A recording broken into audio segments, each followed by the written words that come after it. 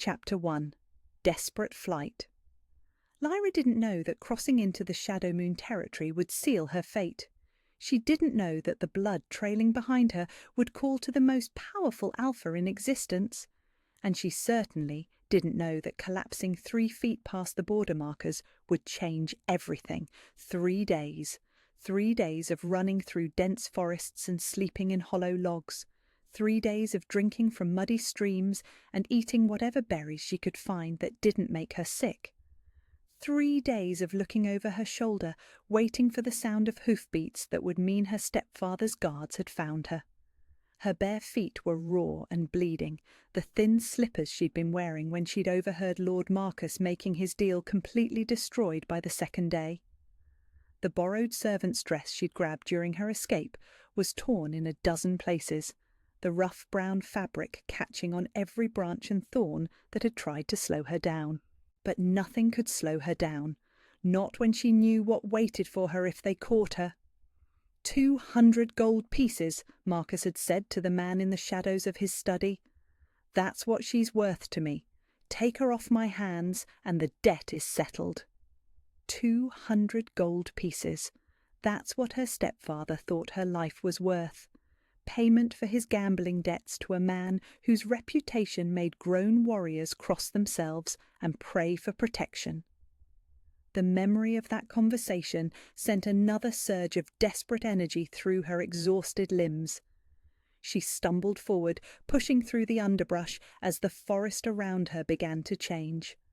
The trees were older here, more massive, their trunks so wide that 6 men holding hands couldn't circle them. The air itself felt different, thicker, charged with something ancient and powerful that made the hair on her arms stand up. She was somewhere else now, somewhere beyond her stepfather's reach, hopefully. The moon hung full and silver overhead, casting everything in an ethereal glow that would have been beautiful if she'd had the luxury of admiring it. Instead, she used its light to navigate, stumbling over roots and rocks as her body finally began to give up the fight she'd been fighting for 72 hours. Her vision blurred at the edges. When had she last eaten something substantial? When had she last slept for more than an hour at a time? Her legs shook with every step, muscles cramping from the constant movement and dehydration. Just a little further, just until she found somewhere safe to rest. The scent of pine was overwhelming here, mixed with something clean and wild that reminded her of winter storms and fresh snow. It was nothing like the damp, musty smell of her stepfather's crumbling manor, or the acrid smoke that always hung over the village. This place smelled like freedom. She pressed on, 1 foot in front of the other, until she saw them. Stone markers. Ancient carved stones, each one taller than she was, and covered in symbols she didn't recognize. Wolf symbols, she realized as she got closer. Wolves running, wolves howling, wolves locked in what looked like eternal protection of whatever lay beyond. A border. She'd reached someone else's territory. Relief flooded through her so suddenly that her knees buckled. She was out. Whatever happened now, she was out of Marcus's lands and beyond his immediate reach. The guards might follow, but crossing into another lord's territory without permission was an act of war. Even Marcus wouldn't risk that, would he? The thought sent a fresh wave of panic through her, and she forced herself forward again. 3 feet past the markers, 10 feet, 20 feet. The symbols on the stones seemed to glow in the moonlight as she passed them, but that had to be her exhaustion playing tricks on her. She made it 50 feet past the border before her body finally gave out completely. The metallic taste of exhaustion flooded her mouth as her legs folded beneath her. She hit the ground hard, her hands shooting out to break her fall, the impact sending shockwaves of pain through her already battered palms. Pine needles pressed into her cheek as she rolled onto her side, her chest heaving as she tried to catch her breath. This was it. This was as far as she could go. At least I made it somewhere else, she thought as consciousness began to slip away from her. At least I made it away from him. The forest was silent except for the soft whisper of wind through the massive pines overhead. Moonlight filtered down through the branches, creating patterns of silver and shadow across her still form. Her dark hair spread around her like spilled ink, and the torn brown dress that had seemed so drab in daylight looked almost ethereal in the ethereal glow. She didn't see the way the air around the border stones shimmered slightly, as if responding to her presence. She didn't notice how the carved wolf symbols seemed to pulse with a gentle welcoming light, and she certainly didn't sense the way her scent, fear and exhaustion and something uniquely, irresistibly her, began to carry on the night wind. But even unconscious, even at the very edge of collapse, her wolf stirred. Something was coming. Something that smelled like cedar and winter storms, and something ancient and powerful that made her soul reach toward it even as her body lay motionless on the forest floor. Something that made the golden thread she'd never known existed in her chest pull tight with recognition. Her breathing slowly evened out as true sleep claimed her for the first time in 3 days. Her body finally relaxed, trusting in some instinct deeper than consciousness that whatever was coming, it meant safety. She was right.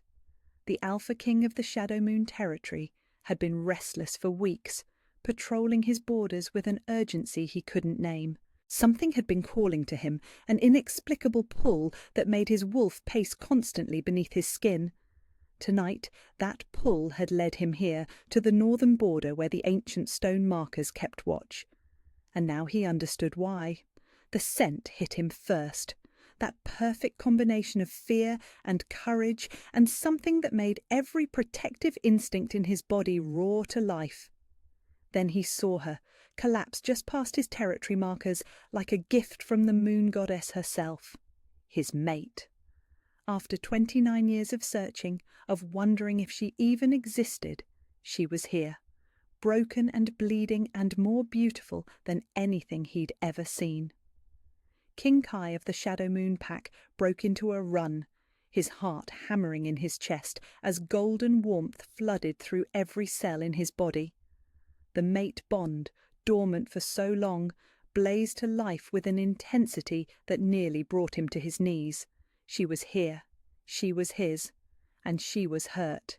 That last realization sent his protective rage spiking so high that his vision flickered between human sight and the enhanced perception of his wolf. Someone had done this to her.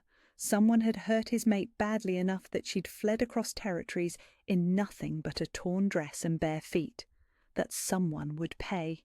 But first, he needed to get her somewhere safe, somewhere warm, somewhere he could tend to her wounds and make sure she never had to run from anything ever again. He slowed his approach as he got closer, not wanting to startle her if she woke, but she remained still and silent on the carpet of pine needles. Up close, he could see the full extent of her condition, the cuts on her feet, the tears in her dress, the exhaustion written in every line of her body. His heart clenched painfully in his chest. How long had she been running? How long had she been afraid? "I've got you," he whispered, even though she couldn't hear him. "You're safe now. I promise you're safe." He knelt beside her carefully, his movements slow and deliberate, despite every instinct screaming at him to gather her up and hold her tight. She was so small, so fragile looking in the moonlight. The urge to protect her was overwhelming, more powerful than anything he'd ever felt. When he finally lifted her into his arms, she unconsciously turned toward his chest with a soft sigh that nearly broke him. Even unconscious, even after whatever hell she'd endured, some part of her recognized the safety he represented. The walk back to the castle had never felt so long or so short. Long because every step reminded him of her injuries, of the fact that someone had hurt her badly enough to send her fleeing into the night. Short because he could have carried her forever, could have spent eternity with her safe in his arms. By the time he reached his private chambers, his plans were already forming. She would recover here with him watching over her personally. She would never want for anything again, and whoever had hurt her would answer to him directly. But all of that could wait. For now, she was here, she was safe, and she was his. The mate bond hummed contentedly in his chest as he settled her gently onto his bed, and for the first time in weeks the restless energy that had been driving him finally calmed. He'd found her. After all these years of searching, of wondering, of hoping, he'd found his other half. Now he just had to convince her to stay. Chapter 2. The Alpha King's Discovery. King Kai of Shadowmoon had been restless for weeks. At 29, he was considered young for an Alpha King, but he'd proven himself worthy of the crown through strength, intelligence, and an unwavering dedication to protecting his territory. The Shadowmoon Pack was the largest and most powerful in the northern regions, spanning thousands of acres of ancient forest and protected by magic as old as the stones themselves. But lately, none of that mattered. Something had been calling to him, an inexplicable pull that made his wolf pace constantly beneath his skin. It was why he found himself patrolling the borders personally night after night, following an instinct he couldn't name towards something he couldn't identify. His advisors thought he was being paranoid. His beta suggested he needed a vacation. They were wrong. Tonight, as he made his way along the northern border where the ancient stone markers stood sentinel, that pull intensified to an almost unbearable degree. His wolf was practically clawing to get out, every sense on high alert as he moved through the moonlit forest with inhuman grace. And then the wind shifted. The scent hit him like a physical blow. Fear and exhaustion and pain, yes, but underneath all of that, something else. Something that made his heart stop and restart with a rhythm that wasn't entirely his own. Mate. The word echoed through his consciousness with the force of absolute certainty. After 29 years of searching, of wondering if she even existed, of watching other wolves find their perfect matches while he remained alone, she was here. She was here, and she was hurt. The realization sent him into a dead sprint, his supernatural speed carrying him toward the border markers faster than any human could move. His wolf senses guided him, following the intoxicating scent trail that spoke to every protective instinct he possessed. He found her just past the territory line, collapsed on a bed of pine needles like something out of a fairy tale. The moonlight caught in her dark hair, making it shine like spilled silk, and even unconscious, even clearly exhausted beyond measure, she was the most beautiful thing he'd ever seen. The mate bond hit him full force the moment his eyes found her still form. Golden warmth flooded through his chest, spreading outward until every cell in his body hummed with recognition. It was like coming home after a lifetime of wandering, like finding the missing piece of himself he hadn't even known was gone. The restless energy that had been driving him for weeks suddenly made perfect sense. He'd been searching for her. His wolf roared with triumph and fierce protectiveness. Mate, mine, protect. But even as joy flooded through him, rage followed close behind. Someone had hurt her. Someone had frightened her badly enough that she'd fled into the night with nothing but the torn dress on her back and bare bleeding feet. That someone would pay, but first he needed to take care of her. Kai approached slowly, fighting every instinct that screamed at him to gather her up and hold her tight. She was unconscious and clearly traumatized. The last thing she needed was to wake up in the arms of a stranger, no matter what the mate bond told him about their connection. Up close, the full extent of her condition became clear, and his heart clenched painfully in his chest. Her feet were raw and bloody, her dress torn in a dozen places. Dark circles shadowed her eyes, and her lips were chapped from dehydration. She looked like she'd been running for days. How long had she been afraid? How long had she been in pain? "I've got you," he whispered, his voice rough with emotion she couldn't hear. "You're safe now, I promise you're safe." The sound of his voice seemed to reach her even in unconsciousness. Her face, tight with exhaustion and fear even in sleep, relaxed slightly. The change was subtle, but he caught it. The way her breathing evened out, the way the tension in her shoulders eased just a fraction. Some part of her recognized him. Some part of her knew she was safe. The knowledge nearly brought him to his knees. When he finally lifted her into his arms, she unconsciously turned toward his chest with a soft sigh that shattered what was left of his composure. Even after whatever hell she'd endured, even unconscious and injured, her wolf recognized his protection. She fit perfectly against him, her head tucked beneath his chin, as if she'd been made to rest there. The mate bond sang with contentment at the contact, that golden warmth in his chest intensifying until he thought he might actually glow with it. His. She was his, and he was never letting her go. The walk back to the castle felt both eternal and far too short. Eternal because every step reminded him of her injuries, of the terror that had driven her to his territory. Too short because he could have carried her forever, could have spent the rest of his life with her safe in his arms. As they neared the massive stone structure that had been his family's seat for generations, Kai made a decision that would have shocked anyone who knew him. He could take her to the pack healers, could ensure she received the best medical care available while maintaining proper protocols. Instead, he headed directly for his private chambers. Something possessive and tender in his chest rebelled at the thought of anyone else touching her, even to help. She would heal where he could watch over her personally, where he could ensure her safety and comfort himself.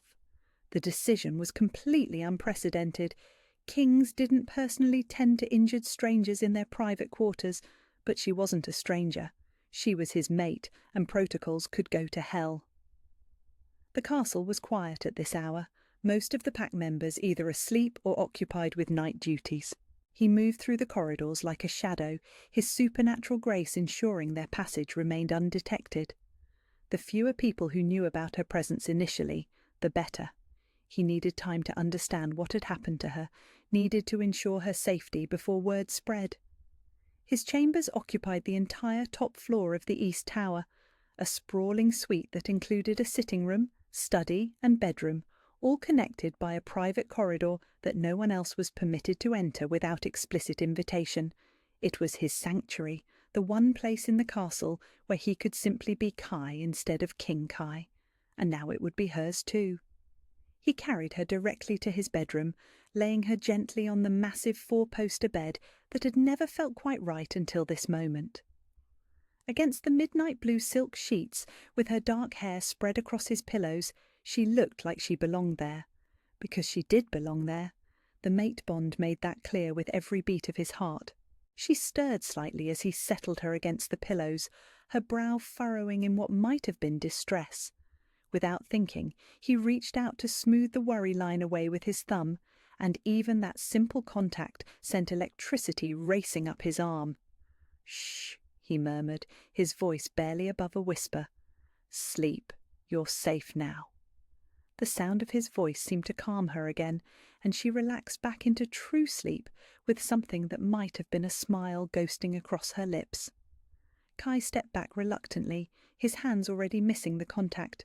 She needed rest, needed medical attention, needed time to heal both physically and emotionally. But first, he needed to ensure she had everything she required for that healing. With movements born of quiet efficiency, he built up the fire until the room was warm and welcoming. He sent a carefully worded mental communication to his most trusted servants, requesting medical supplies, women's clothing, and food, all to be delivered discreetly and without questions.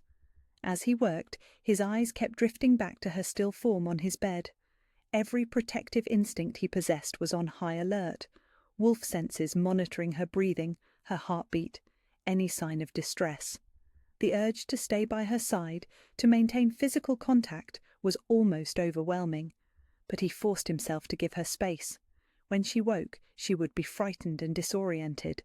The last thing she needed was to find herself trapped in a strange room with a large, intimidating male hovering over her, even if that male was her mate, especially if she didn't understand what that meant yet. The supplies arrived within the hour, brought by servants who asked no questions and offered no commentary. They were well trained in discretion, but Kai could see the curiosity in their eyes as they arranged medical supplies and women's garments around the room. Let them wonder. By tomorrow everyone would know that their king had found his mate. Tonight she needed privacy and safety above all else. As the servants departed and silence settled over the chamber again, Kai allowed himself one more long look at the woman who had changed everything. She slept peacefully now, the worst of the tension finally leaving her face. In the firelight, with her injuries cleaned and tended, she looked younger than he'd initially thought, probably barely 21 or 22. So young to have endured whatever had driven her to his borders. His hands clenched into fists as fresh rage coursed through him. Someone had hurt her. Someone had terrorized her enough to send her fleeing through dangerous territory in nothing but a torn dress. When he found out who, when he learned the full story, there would be consequences. But that was for tomorrow. Tonight she was safe in his bed, surrounded by warmth and comfort, protected by magic older than memory, and a mate bond that would never let harm come to her again. Kai settled into the chair beside the fire, positioning himself where he could watch over her without crowding her space. Sleep held no appeal for him, not when his mate was vulnerable, not when the golden warmth in his chest made everything else feel secondary. He would watch over her tonight, and every night for the rest of their lives, if she would let him, if she chose to stay. The thought sent a spike of anxiety through him. The mate bond was undeniable, but it didn't guarantee acceptance. She had her own will, her own choices to make. When she woke, she might thank him for his help and ask to leave. She might not feel the same overwhelming recognition that had nearly brought him to his knees. But somehow, remembering the way she'd turned toward him in sleep, the way she'd relaxed at the sound of his voice, Kai thought she might feel at least some echo of what he was experiencing. He hoped she would choose to stay long enough to find out. As the fire crackled softly and her breathing remained deep and even, the Alpha King of Shadowmoon kept his vigil, watching over the most precious thing in his world and planning exactly how he would convince her that she was home. Chapter 3. Awakening and First Conversations. Consciousness returned to Lyra slowly, like rising from the bottom of a deep, warm lake. The first thing she noticed was the softness, silk against her skin, impossibly smooth and luxurious in a way she'd never experienced. The second thing was the warmth, not the desperate, shivering cold she'd grown accustomed to during her flight, but gentle, enveloping heat that seemed to seep into her very bones. The third thing was the scent, cedar and winter storms, and something indefinably masculine that made her wolf stir with recognition before her human mind could catch up. It was everywhere, in the pillows beneath her head, in the very air she breathed. Safe, her wolf whispered. Home. Her eyes snapped open. This wasn't the hollow log where she'd planned to spend the night. This wasn't the forest floor or a cave or any of the other rough shelters she'd imagined finding. This was a bedroom that looked like it belonged in a palace, all midnight blue silk and polished dark wood, with a fire crackling merrily in an enormous stone fireplace. Panic shot through her as she tried to sit up, her body protesting the sudden movement with a symphony of aches and pains. Where was she? How had she gotten here? The last thing she remembered was collapsing past those strange stone markers, exhaustion finally claiming her after 3 days of desperate flight. Someone had found her. Someone had brought her here. Someone had undressed her. Heat flooded her cheeks as she realized she was wearing a nightgown she'd never seen before, soft white cotton that was probably worth more than everything she'd ever owned combined. Her torn, filthy dress was nowhere to be seen. Someone had bathed her while she was unconscious, had tended to her wounds, had dressed her in clothes that felt like wearing clouds. The intimacy of it was overwhelming and terrifying. She forced herself to take inventory of her condition, her hands shaking as she examined herself for signs of anything. But her body felt clean and cared for, not violated. Her cuts had been bandaged with expert precision, and someone had even braided her hair loosely to keep it out of her face while she slept. Whoever had done this had been gentle, respectful, But that didn't make the situation any less frightening for a woman who had learned not to trust anyone, especially men with power. And this place reeked of power. The room was easily larger than the entire servants' quarters back at her stepfather's manor. The furniture looked hand-carved from expensive wood, and the tapestries on the walls depicted scenes of wolves running through moonlit forests with an artistry that spoke of royal patronage. Even the fire tools beside the hearth looked like they were made of silver. She was in deep trouble. The sound of footsteps in the corridor outside made her heart rate spike. Heavy footsteps, male footsteps, moving with the kind of confidence that spoke of someone who belonged here, who owned everything around him. Lyra looked around frantically for an escape route, but the only window was at least 3 stories off the ground, and she was in no condition to attempt that kind of climb. The door was her only option, and whoever was coming was between her and it. She was trapped. The footsteps stopped just outside the door, and she heard the soft sound of someone taking a deep breath, as if they were checking her scent. Before she could process that strange thought, there was a gentle knock. "Are you awake?" The voice was deep and unmistakably male, but softer than she'd expected. Careful. "I heard movement. I thought you might be thirsty." Lyra's throat was indeed parched, but she was too terrified to respond. What did he want with her? What did any of this mean? "I'm coming in," the voice said after a moment of silence. "I have water and food. You don't need to be afraid." Don't need to be afraid. Easy for him to say. The door opened slowly, and Lyra got her first look at the man who had found her. He was not what she'd expected. Large, yes, tall and broad-shouldered in a way that spoke of both natural build and serious training.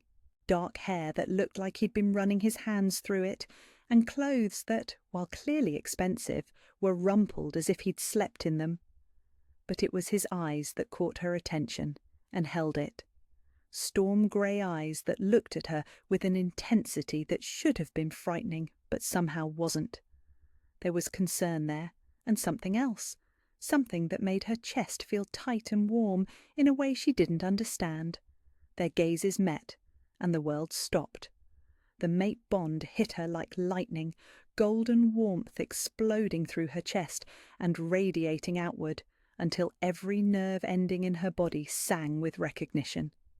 It was impossible. She was nobody, nothing, a runaway servant with no prospects and no future. But the connection was undeniable, overwhelming, more real than anything she'd ever felt. "Mate," her wolf whispered with absolute certainty. Ours. The man, this impossible, beautiful, powerful man, was her mate. Lyra's breath caught in her throat as he stepped into the room, moving slowly and deliberately as if he was trying not to spook a wild animal, which, she supposed, wasn't far from the truth. "Hi," he said softly, setting a tray down on the table beside the bed. "I'm Kai. Just Kai. Not Lord Kai or Your Grace or any of the other titles she'd expected. Just a name, offered like a gift." "Lyra," she whispered, her voice rough from disuse and dehydration. Something in his expression softened at the sound of her name, and the smile that curved his lips was gentle enough to break her heart. "Lyra," he repeated, like he was tasting the word. "That's beautiful." She didn't know what to say to that. Beautiful wasn't a word anyone had ever associated with her. Not her appearance, not her name, not anything about her. She was the unwanted stepdaughter, the burden, the problem to be solved. But the way he said it, the way he looked at her when he said it, made her almost believe it might be true. "How do you feel?" he asked, still maintaining that careful distance. "You've been asleep for almost 12 hours. 12 hours. She tried to process that, tried to understand how much time had passed since she'd collapsed at the border. It felt both like a lifetime and like no time at all. "Sore," she admitted, because lying seemed pointless when he could probably scent the truth anyway. If he was what she thought he was, what every instinct screamed he had to be, then her dishonesty would be obvious. "I'm not surprised," he said, his voice gentle but edged with something darker. anger, but not at her. "You were in rough shape when I found you. How long were you running?" The question hung in the air between them, loaded with implications she wasn't ready to face. How much should she tell him? How much could she afford to reveal to a stranger, no matter what the mate bond whispered about trust and safety? 3 days, she said finally, because that much was obvious anyway. His jaw tightened almost imperceptibly. 3 days, he repeated, and there was definitely anger there now. In that dress with no shoes. It wasn't a question, and Lyra found herself nodding anyway. I didn't exactly have time to pack." The understatement of the century, but it earned her another one of those devastating smiles. "I gathered," Kai said dryly. "Are you hungry? Sarah, one of my staff, prepared some soup. Nothing too heavy, but you need to get some nutrition back into your system." As if summoned by his words, her stomach chose that moment to growl audibly, and heat flooded her cheeks. She couldn't remember the last time she'd eaten a real meal, as opposed to whatever scraps she could find during her flight. "I'll take that as a yes," Kai said, and there was warmth in his voice that made her chest feel tight again. He moved toward the tray, and Lyra got a better look at what he'd brought. A bowl of what looked like chicken soup, fresh bread that was still warm enough to steam slightly, and a glass of water that looked like the most precious thing in the world. "Here," he said, offering her the water first, slowly. She wanted to snatch it from his hands and drain it in one gulp, but something about his tone made her take it carefully and sip like a civilized person. The water was cool and clean and tasted better than anything she could remember. "Better?" he asked, and she nodded, not trusting her voice. "Good. Do you think you can manage some soup?" She nodded again, and he handed her the bowl and spoon with the same careful precision he'd used with everything else, as if she was something precious that might break if handled roughly. The thought was ridiculous. She was the furthest thing from precious that existed in this world. But the way he looked at her, the way he moved around her, suggested he might disagree with that assessment. The soup was perfect, warm and flavourful without being too rich, exactly what her abused system needed. She ate slowly, partly because Kai's presence made her self-conscious, and partly because her stomach wasn't sure it remembered how to handle real food. "Where am I?" she asked between spoonfuls, because the question had been burning in her throat since she'd opened her eyes. "Shadow Moon Castle," Kai said, settling into the chair beside the fire, with movements that suggested he'd been sitting in that exact spot for hours. "You collapsed just past our territory markers. I brought you here to recover." Shadow Moon Castle. She'd heard that name before, whispered in conversations she wasn't supposed to overhear. It was the seat of the most powerful pack in the Northern Territories, home to... "You're the Alpha King," she breathed, the spoon clattering against the bowl as understanding hit her. Kai's expression didn't change, but something flickered in those storm-grey eyes. "I am," he said simply. "Does that frighten you?" Did it? She examined the fear that had been her constant companion for months, trying to separate reasonable caution from the terror that had driven her to flee in the first place. He could have done anything to her while she was unconscious, anything at all, and instead she'd woken up clean, cared for, and safe. "It should," she said honestly, "but no, not the way it should." Something in his expression relaxed at her admission. "Good," he said softly. "I never want you to be afraid of me, Lyra." The way he said her name made her chest feel warm again, made the mate bond hum with contentment. It was dangerous, this feeling.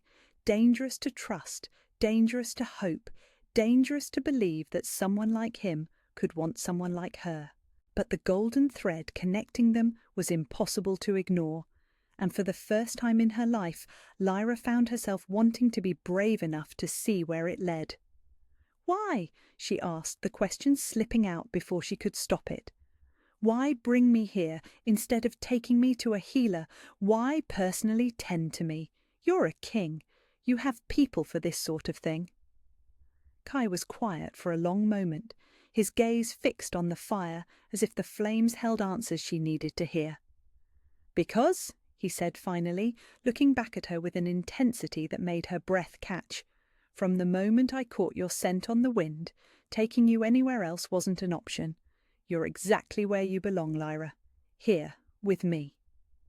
The words hit her like a physical blow, not because they were wrong, but because they felt impossibly, devastatingly right.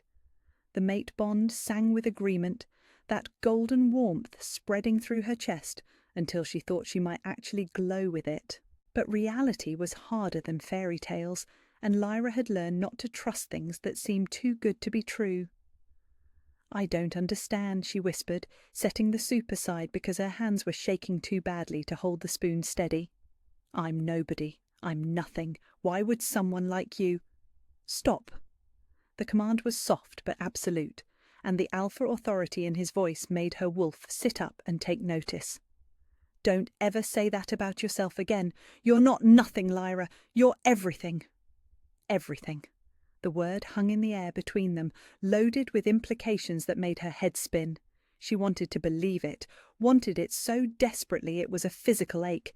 But believing required a kind of courage she wasn't sure she possessed. "You don't even know me," she protested weakly. "I know enough," Kai said, leaning forward in his chair. "I know you're brave enough to run from something that terrified you. I know you're strong enough to survive 3 days in the wilderness with nothing. I know you're selfless enough to worry about being a burden to someone who wants to help you. That's more than enough." Tears pricked at her eyes before she could stop them. When was the last time someone had said anything kind about her? When was the last time someone had seen strength instead of weakness, courage instead of cowardice? "Hey," Kai said softly, and she realized one of those tears had escaped to roll down her cheek. "What is it?" "I just—" She wiped at her face, frustrated with the display of emotion. "No one has ever said things like that about me before." The expression that crossed his face was dangerous, not to her, but to whoever had made her believe she was worthless.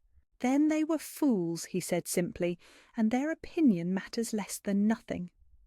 The conviction in his voice made her want to believe him, made her want to trust in the impossible possibility that maybe, just maybe, she had found somewhere she could belong. But trust was a luxury she couldn't afford, and hope was a risk she'd learned not to take. "I should go," she said, even though the words felt like glass in her throat. "When I'm strong enough, I should leave. You've done more than enough for a stranger." "You're not a stranger," Kai said quietly, "and you don't have to go anywhere unless you want to. Stay, Lyra, at least until you're fully healed. Let me take care of you." The offer was everything she'd ever wanted, and everything she was afraid to accept.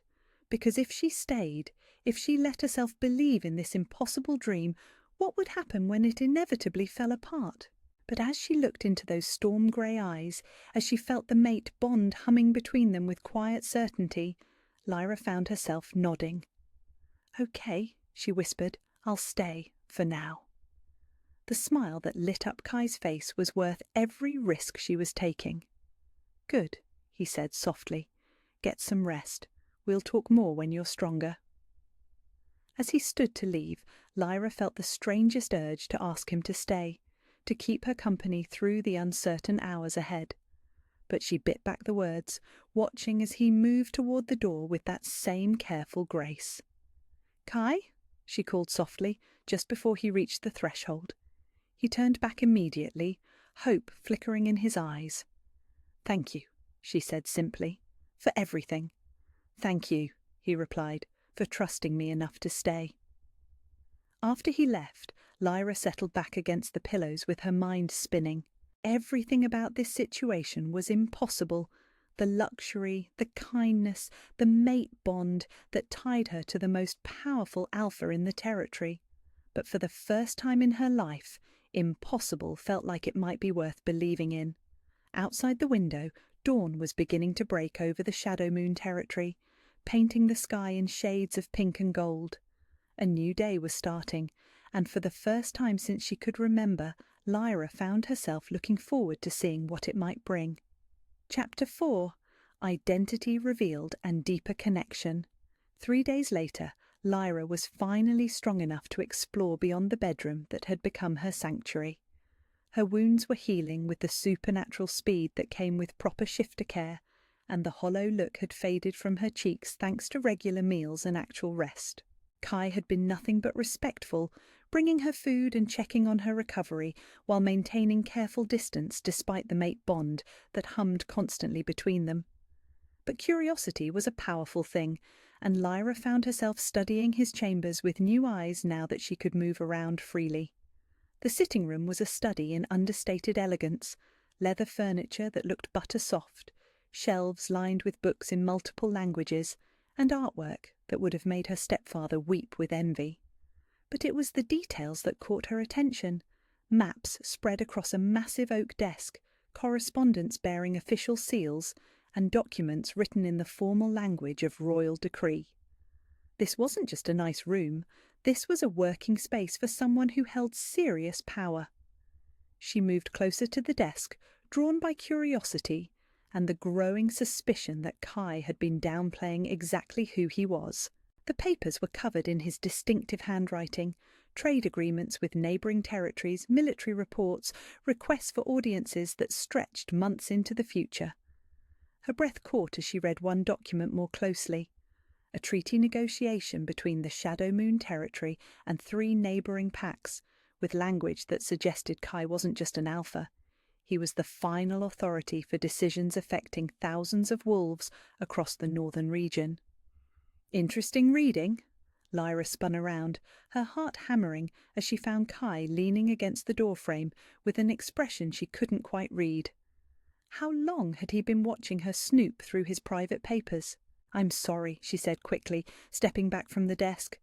"I didn't mean to pry, I was just—" "Curious," Kai finished, pushing off the doorframe and moving into the room with that fluid grace she was beginning to recognize as purely alpha. "It's natural. You have questions about where you are and who you're with." Before she could respond, the door opened and a woman in servant's garb hurried in, her arms full of fresh linens.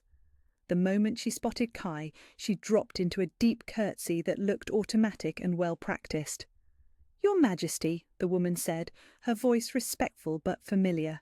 "I've brought fresh bedding for your guest. Should I—" She stopped abruptly as her gaze found Lyra standing by the desk, and something like shock flickered across her features. Not shock at finding a woman in the king's chambers, shock at finding this particular woman there. "That will be all, Sarah," Kai said smoothly. "Please leave the linens and go." "Of course, Your Majesty," Sarah murmured, setting down her burden and backing toward the door. But her eyes kept darting between Kai and Lyra with an expression that suggested she understood exactly what she was witnessing. The door closed with a soft click, leaving them alone in suddenly charged silence. "Your Majesty." The title echoed in Lyra's mind as the full weight of what she'd just witnessed settled over her. She'd known Kai was the Alpha King, but hearing it spoken aloud by someone else, seeing the automatic deference, the formal protocols, made it real in a way that his gentle behaviour toward her had obscured. "You're really him," she whispered, sinking into one of the leather chairs as her knees went weak. "You're the Alpha King, the one they tell stories about." Kai moved toward her slowly, his hands visible and non-threatening, as if approaching a spooked animal. "I am," he said quietly, "but that doesn't change anything between us, Lyra." "Doesn't change anything?" He had to be joking. "Doesn't change anything," she repeated, her voice climbing toward hysteria. "You're royalty. You're the most powerful alpha in the Northern Territories. You could have anyone, and you've been bringing meals to some nobody runaway who collapsed on your border." "You're not nobody," Kai said, and there was steel in his voice now, alpha authority that made her wolf sit up and take notice. "And you're not some random runaway. You're my mate." The word hung in the air between them, finally spoken aloud after days of dancing around the truth they both felt. Mate. The most sacred bond in shifter culture, the connection that was supposed to supersede everything else. Politics, status, reason itself. But fairy tales were for children, and Lyra had learned long ago that reality was much harsher. "I'm nobody," she said again, the words bitter in her mouth. "I'm the unwanted stepdaughter of a third-rate lord who was so desperate to pay his debts that he tried to sell me to a monster. I have no dowry, no connections, no value to offer someone like you." The expression that crossed Kai's face was dangerous, not to her, but to anyone who had ever made her feel worthless. "Who told you that?" he asked, his voice deceptively quiet. "Who made you believe you were nothing?" The question caught her off guard, partly because of the fury barely contained in his tone, and partly because no one had ever asked her that before. No one had ever suggested that her worthlessness might be a lie told by others rather than an inherent truth. "My stepfather," she said finally. "Lord Marcus Blackwood. He made it very clear that I was a burden he'd inherited when he married my mother, a mouth to feed with no return on his investment." Marcus Blackwood. Kai repeated the name like he was committing it to memory, and something cold settled in his storm-grey eyes. The gambling addict who's managed to lose most of his inherited lands to poor investments and worse judgment. The casual knowledge in his tone made Lyra look up sharply. "You know him?" "I know of him," Kai said grimly. "His reputation precedes him, unfortunately. The man couldn't make a sound decision if his life depended on it, which means his opinion of your worth is less than worthless." The conviction in his voice made something tight in her chest begin to loosen.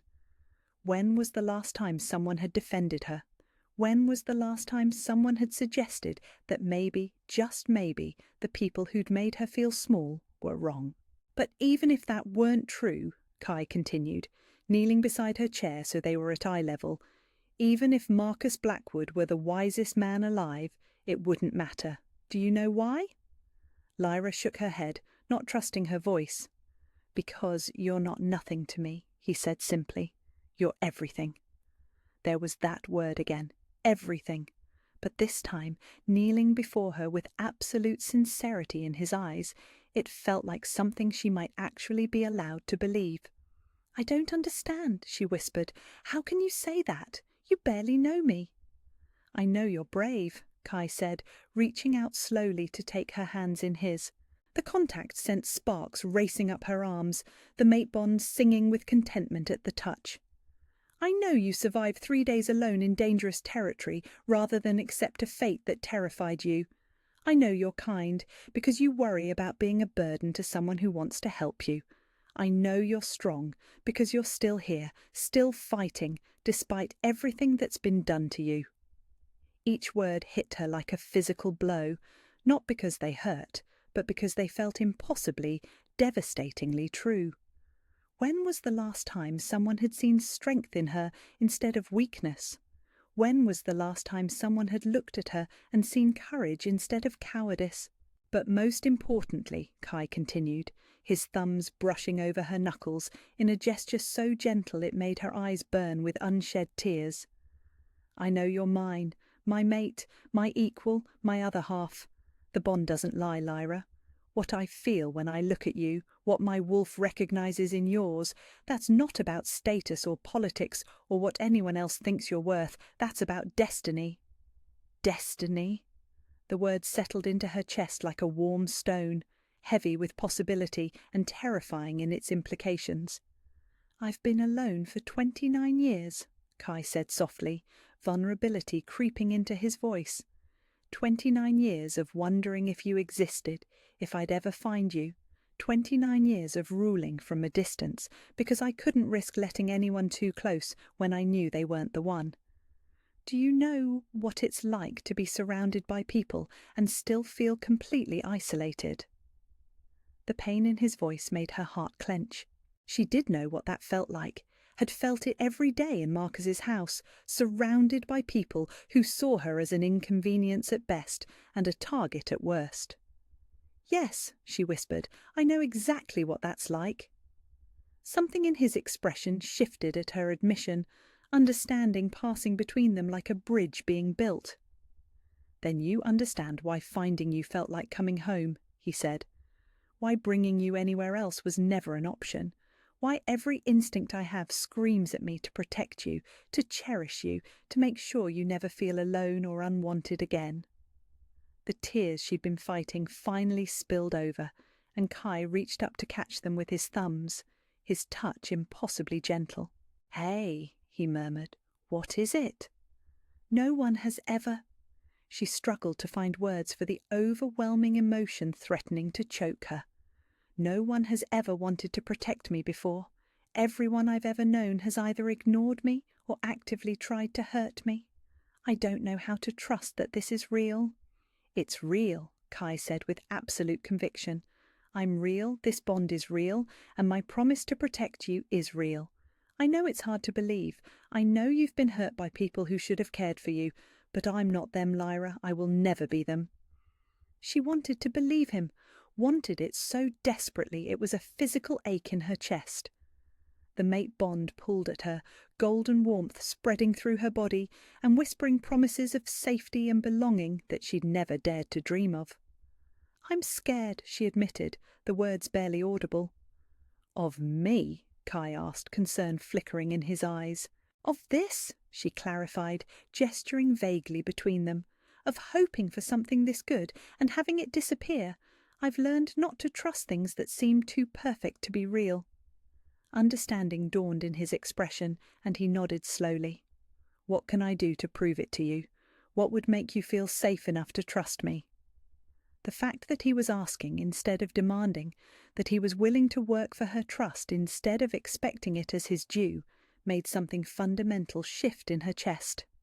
"Time," she said honestly. "I need time to believe that you mean what you say, that this isn't some elaborate game or temporary kindness that will disappear the moment it becomes inconvenient." "You have all the time you need," Kai said immediately. "I told you before, I'll wait. However long it takes, whatever you need, I'll wait." The promise settled into her bones, like truth, and for the first time since she'd woken up in his bed, Lyra allowed herself to truly look at him, not as a king or an alpha or a figure of intimidating power, but as a man who had found her broken and bleeding and chosen to piece her back together with infinite patience. "Can I ask you something?" she said softly. "Anything." "Why haven't you taken a chosen mate, someone appropriate for your position, someone who could help you politically?" Kai was quiet for a long moment, his gaze fixed on their joined hands. "Because I've always known you existed somewhere," he said finally. "Call it instinct or hope or pure stubborn faith, but I always knew that someday I'd find you. Taking someone else would have felt like giving up on the most important thing in my life before I'd even found it." The raw honesty in his voice made her breath catch. He'd waited 29 years for her, had turned down political alliances and advantageous marriages and goddess knew how many other opportunities, all for the possibility of finding a mate who might not even exist. And she was that mate. She was the woman he'd been waiting for, hoping for, dreaming of for nearly 3 decades. The knowledge was overwhelming and humbling and terrifying all at once. "I don't know how to be what you need," she whispered. "I don't know how to be a queen or a Luna or anything important. I've spent my whole life being told I was worthless." "You don't have to know anything right now," Kai said, bringing their joined hands to his lips and pressing a soft kiss to her knuckles.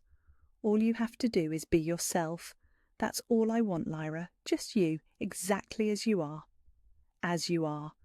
Not as someone else thought she should be, not as a political asset or a means to an end, but exactly as she was in this moment, scared and scarred and still learning to hope." "Okay," she said softly, the word barely more than a breath. "Okay? Okay, I'll try," she clarified. "I'll try to trust you, to believe that this is real and not some dream I'll wake up from." The smile that lit up Kai's face was worth every risk she was taking. "That's all I can ask for," he said. "We'll take it slow, one day at a time. No pressure, no expectations beyond what you're comfortable with." As if summoned by his words, the mate bond hummed between them, that golden warmth in her chest pulsing with contentment. Maybe, just maybe, she was exactly where she was supposed to be. "Kai," she said softly. Yeah? When you found me at the border, did you know? About the mate bond, I mean. Did you know immediately? His smile turned rueful. The moment I caught your scent on the wind, he admitted, it was like every restless feeling I'd had for weeks suddenly made perfect sense, like I'd been searching for you my entire life without even realizing it.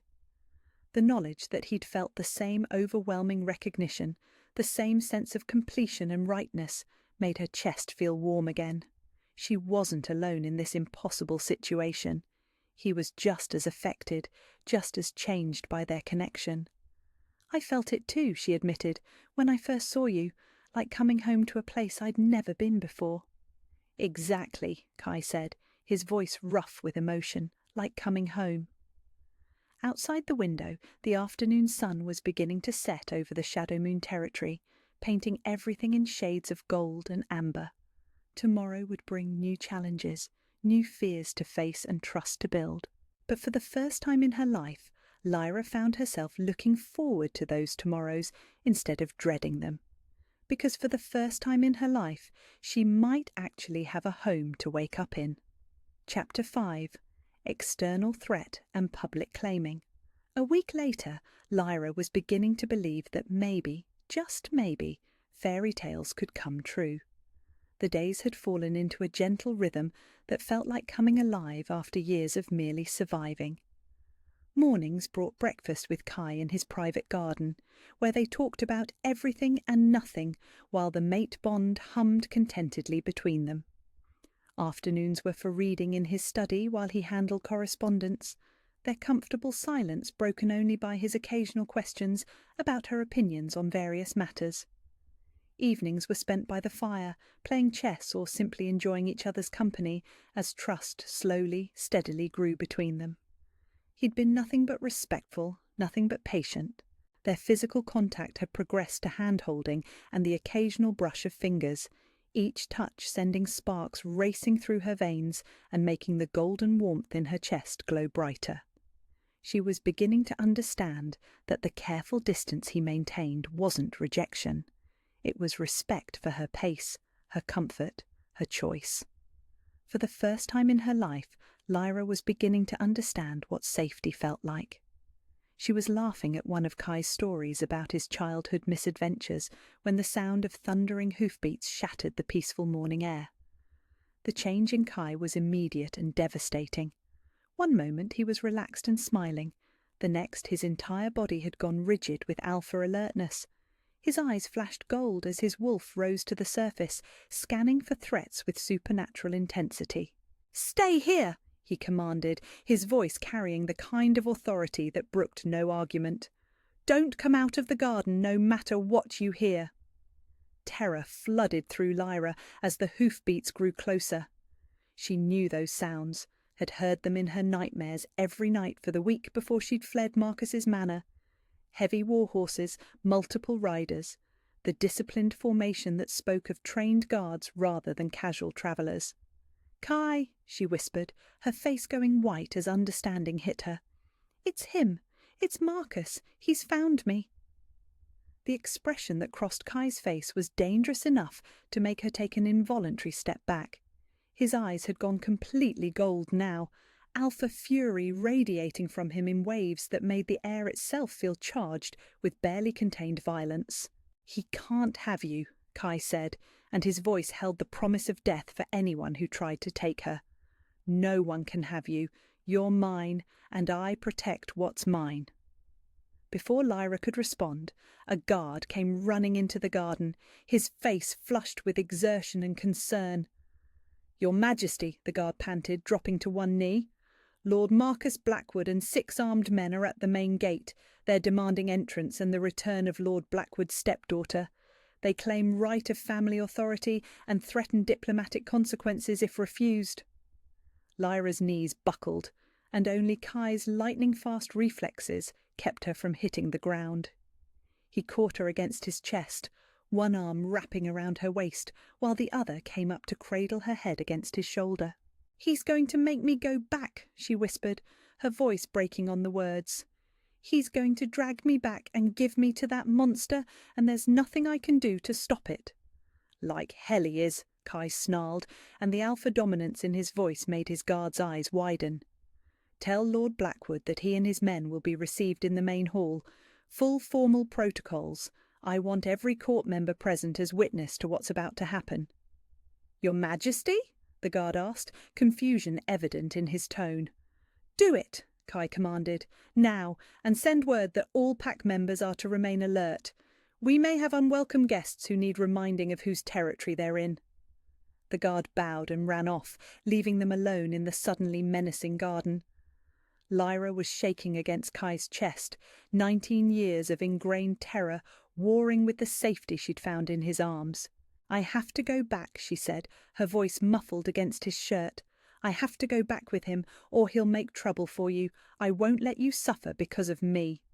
Look at me, Kai said firmly, his hands framing her face and tilting it up so she had no choice but to meet his eyes. Look at me, Lyra.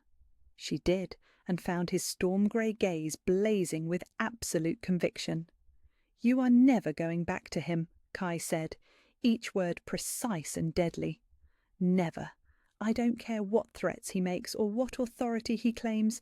You're under my protection now, and nothing is going to change that. But what if no? The single word carried the weight of absolute authority. There are no what-ifs here. You're mine, Lyra. You're my mate, my chosen, my future queen, and I will burn this entire territory to the ground before I let anyone take you from me. The fierce possessiveness in his voice should have frightened her.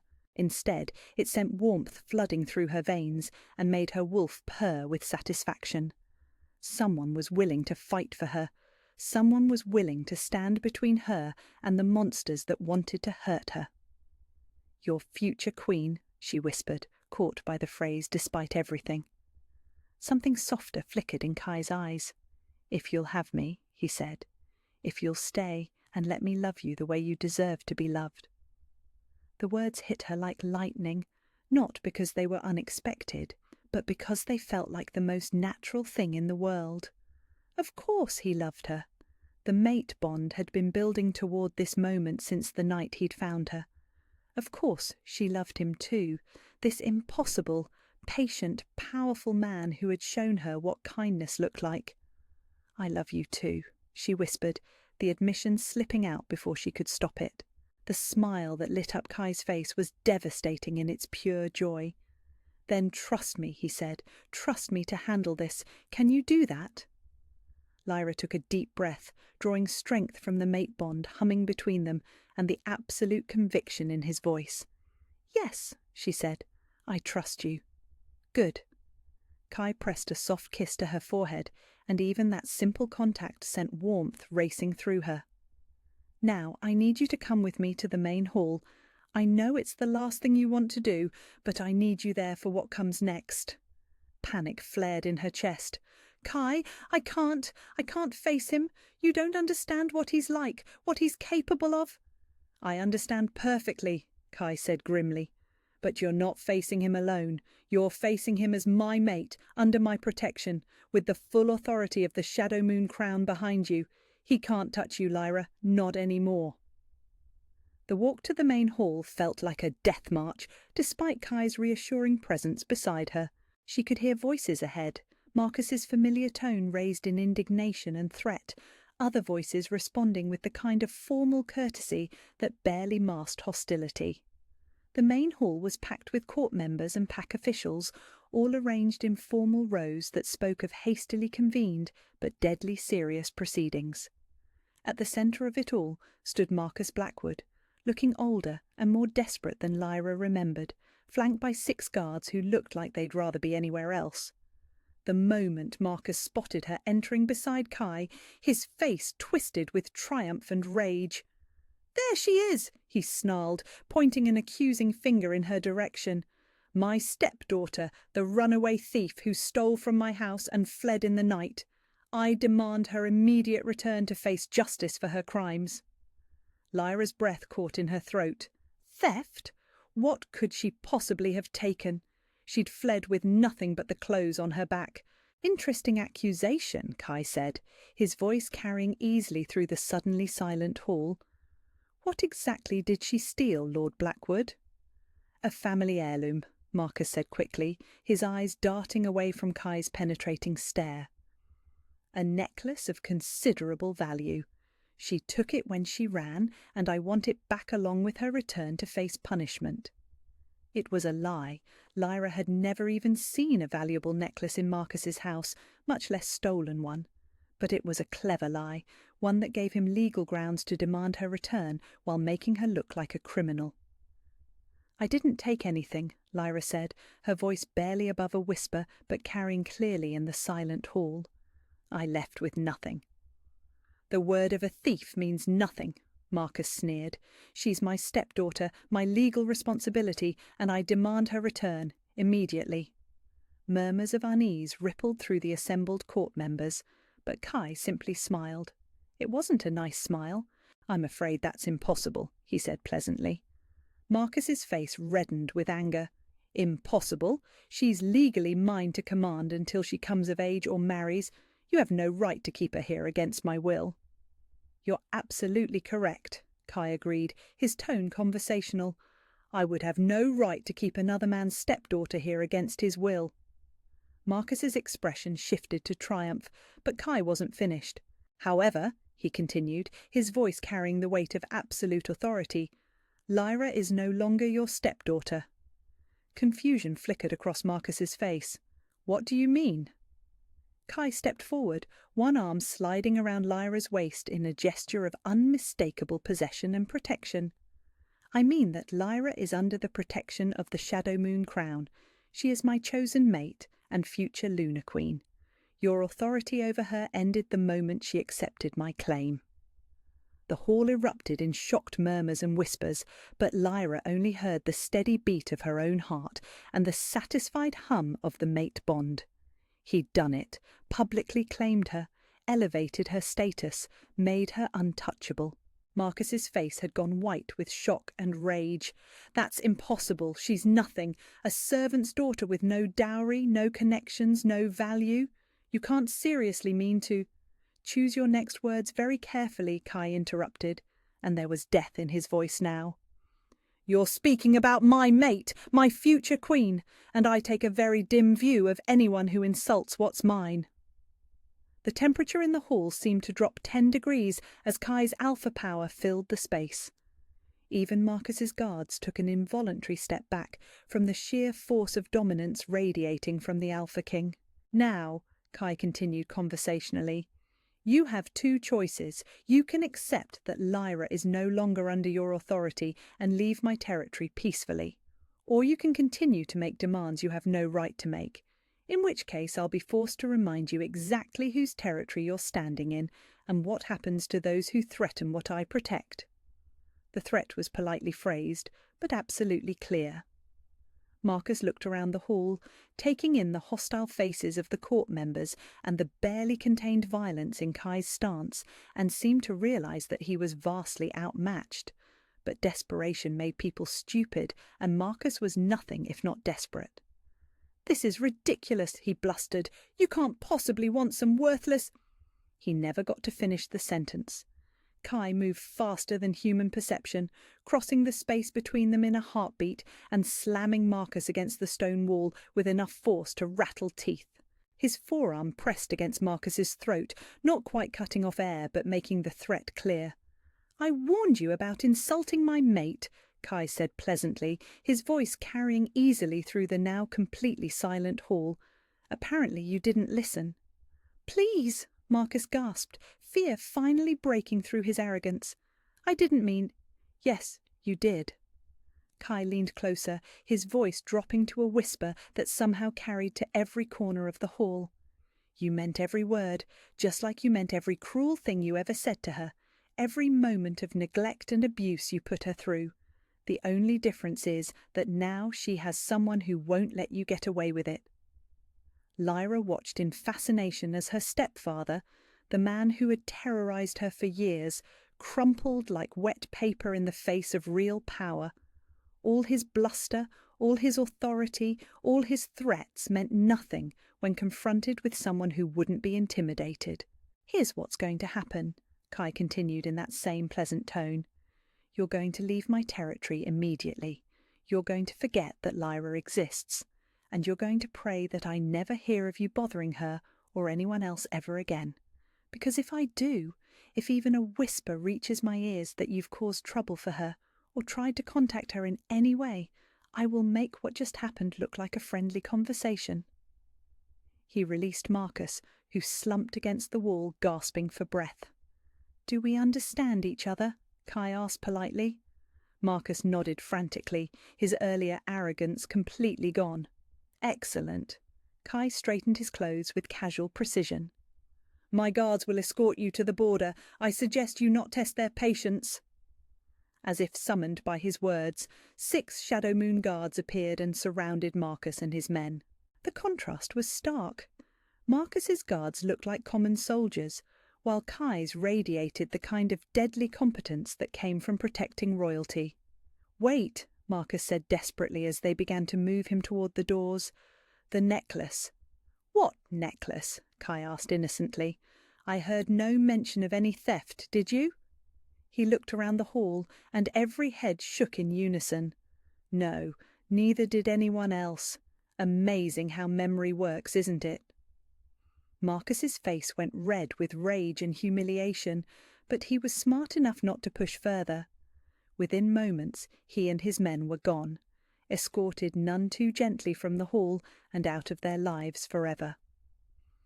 Silence stretched for several heartbeats before the court erupted in excited chatter. But Lyra only had eyes for Kai, who turned back to her with an expression of such tenderness that it took her breath away. "Are you all right?" he asked softly, his hands coming up to frame her face. "I think so," she whispered, still processing everything that had just happened. "You did it. You really did it. You made him go away." "Forever," Kai promised. "He'll never bother you again." Around them, the court members were approaching to offer congratulations and formally acknowledge her new status: Lunar-elect, future queen, mate to the most powerful alpha in the Northern Territories. It should have been overwhelming. Instead, it felt like coming home. "Your Majesty," one of the elder court members said formally, bowing to both of them, "may we offer our congratulations on your mating? The territory rejoices in your happiness." "Thank you," Kai replied formally, but his eyes never left Lyra's face. "The formal announcement will be made at tomorrow's court session. For now, my mate needs time to recover from this unpleasantness." As they began to leave the hall, Lyra caught Kai's hand and squeezed gently. "Thank you," she said simply. "For what?" "For choosing me," she said, "for standing up for me, for making me feel like I matter." The smile that lit up Kai's face was worth every moment of terror she'd just endured. "Thank you," he replied, "for being brave enough to stay and let me love you." Hand in hand, they walked out of the hall and toward their future together, while behind them the court buzzed with excitement about their new lunar queen. The runaway servant girl was gone forever. In her place stood Lyra, chosen mate of the Alpha King, protected and cherished, and finally home. Chapter 6. New Beginning and Forever Home. 3 months later, Lyra stood in the same private garden where Marcus had once threatened to tear her world apart, but everything had changed. The woman who looked back at her from the ornate mirror one of the servants held was barely recognizable as the terrified refugee who had collapsed at the border. Gone were the hollow cheeks and fearful eyes, replaced by the confident bearing of someone who knew exactly where she belonged. The midnight blue gown she wore was a masterpiece of craftsmanship, cut to flatter her figure and embroidered with silver wolves that caught the afternoon light. She looked like a queen. More importantly, she felt like one. "You're radiant," Kai said softly from behind her, his hands settling on her shoulders with the familiarity of months spent learning each other's rhythms and needs. "I feel different," Lyra admitted, leaning back against his chest, "like I finally know who I'm supposed to be." "You've always been this person," Kai murmured against her hair. "You just needed someone to help you see it." The months since Marcus's defeat had been a whirlwind of transformation, but not the kind Lyra had feared. Instead of being overwhelmed by royal protocols and impossible expectations, she discovered a purpose that felt as natural as breathing. The Sanctuary for Lost Souls had been her idea, born from her own experience of having nowhere safe to run. It occupied an entire wing of the castle now, providing refuge for abuse survivors, runaway children, and anyone else who needed protection from those who would harm them. Under Lyra's guidance, it had already saved dozens of lives and earned her the fierce loyalty of pack members who recognized genuine compassion when they saw it. The delegation from the Eastern Territories seemed impressed with the sanctuary, Kai said, pressing a gentle kiss to the top of her head. Lord Harrison specifically mentioned how unusual it was to see a Luna so personally involved in protecting the vulnerable. Good, Lyra said firmly. Let them all know that Shadow Moon protects those who can't protect themselves. Maybe it will inspire them to do the same. The pride in Kai's voice was unmistakable. Have I mentioned lately that you're perfect? Only every day, Lyra laughed, turning in his arms to face him properly, along with brilliant, beautiful, and mine. All true, Kai said solemnly, though his eyes were dancing with humour, especially the last one. The mate bond hummed between them, stronger now than ever before. What had started as golden warmth had deepened into something unbreakable, a connection that went beyond physical attraction, or even love, into the realm of souls recognizing their perfect match. Speaking of which, Kai said, his expression shifting into something more serious, there's something I want to ask you. Before Lyra could respond, he was dropping to one knee in the same garden where she'd once been terrified of losing everything. The ring he pulled from his pocket caught the light like captured starfire, his mother's ring, he told her once, saved for the woman who would be his queen. I know we're already mated, he said softly, his storm-grey eyes locked on hers. I know the bond makes us husband and wife in every way that matters to our wolves. But I want to give you everything I am, everything I have. I want to stand before our people and the goddess herself and promise you forever. Lyra, love of my life, will you marry me? Tears pricked at her eyes, but they were tears of joy rather than sorrow. I thought you'd never ask, she whispered. I already gave you everything I am the night you asked me to stay. Yes, Kai, yes to forever, yes to marriage, yes to everything. The smile that lit up his face could have powered the entire castle as he slipped the ring onto her finger. It fit perfectly, just like everything else about their impossible love story. When? He asked, rising to gather her in his arms. Tomorrow? Lyra suggested, only half joking. I've waited my whole life to feel this happy. I don't want to wait any longer to make it official. Kai laughed, the sound rich with contentment. As much as I'd love to marry you tomorrow, the preparations for a royal wedding take slightly longer than that.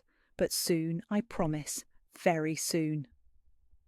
They spent the next hour planning their future, the wedding they both wanted, intimate but elegant, focused on their commitment rather than political spectacle, the children they hoped to have, at least 3, maybe 4, the improvements they wanted to make to the territory, more sanctuaries, better trade relationships, expanded protection for the vulnerable.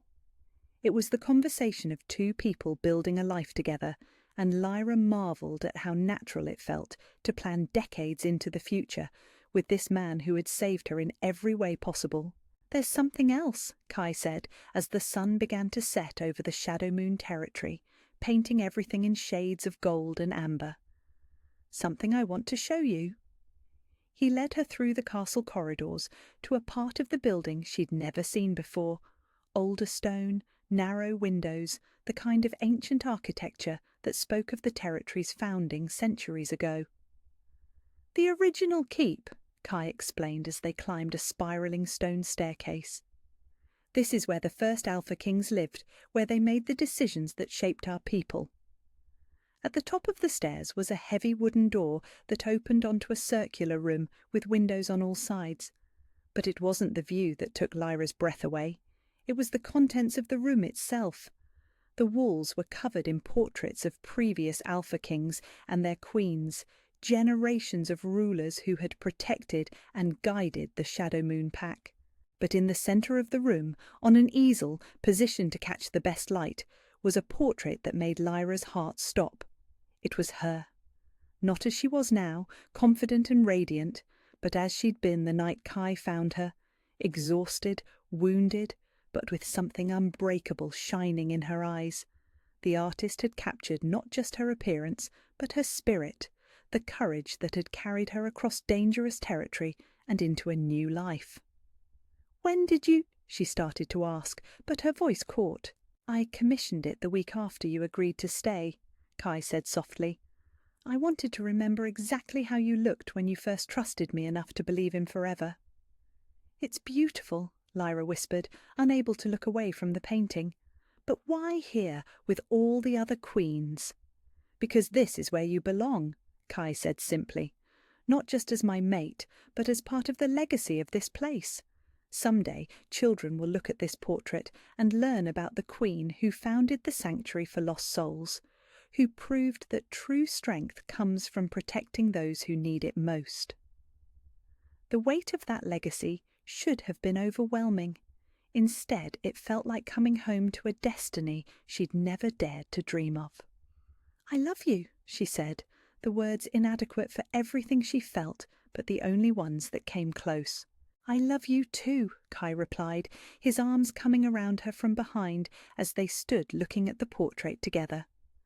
"My brave, beautiful, impossible mate."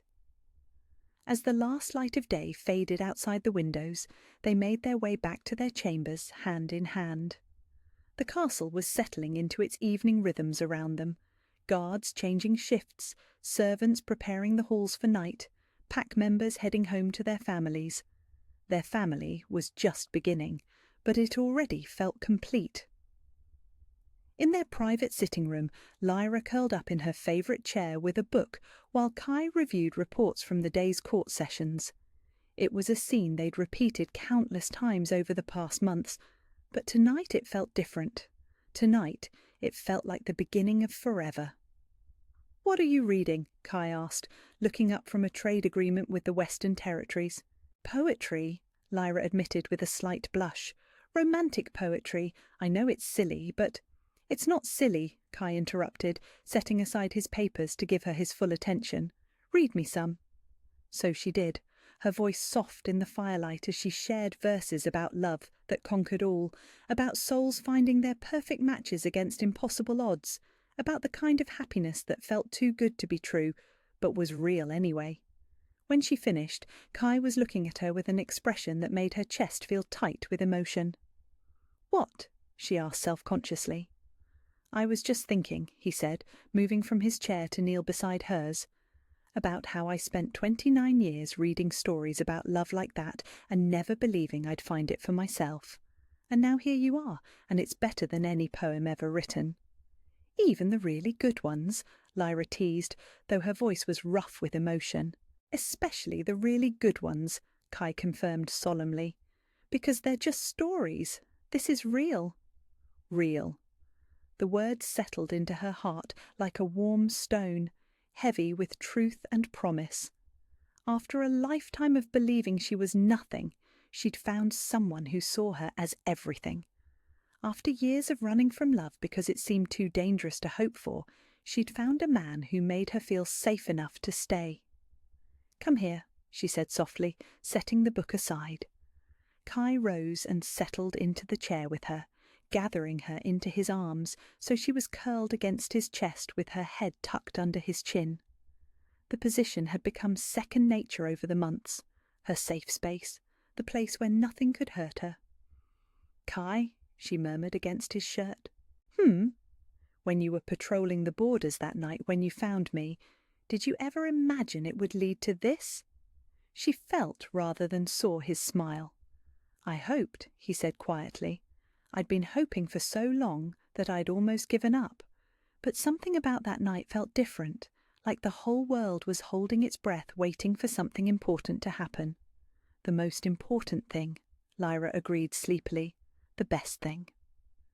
Outside their windows, the Shadow Moon territory settled into peaceful sleep under starlight that seemed brighter than usual, as if the universe itself was celebrating their happiness. Somewhere in the castle, the sanctuary sheltered those who needed protection, carrying on the legacy of compassion that would define Lyra's queenship. Somewhere beyond the borders, other lost souls were making their way towards safety, drawn by stories of a Luna who remembered what it felt like to have nowhere else to go. But in this moment, none of that mattered as much as the steady beat of Kai's heart under her cheek, and the absolute certainty that she was exactly where she belonged. "Sleep, love," Kai murmured, his hand stroking through her hair with infinite gentleness. "Dream about our wedding, about our children, about all the years we have ahead of us." "All happy dreams," Lyra whispered, already drifting towards sleep. "All happy dreams," Kai agreed softly.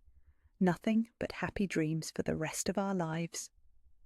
As sleep claimed her in the arms of the man who had saved her in every possible way, Lyra's last conscious thought was one of perfect gratitude.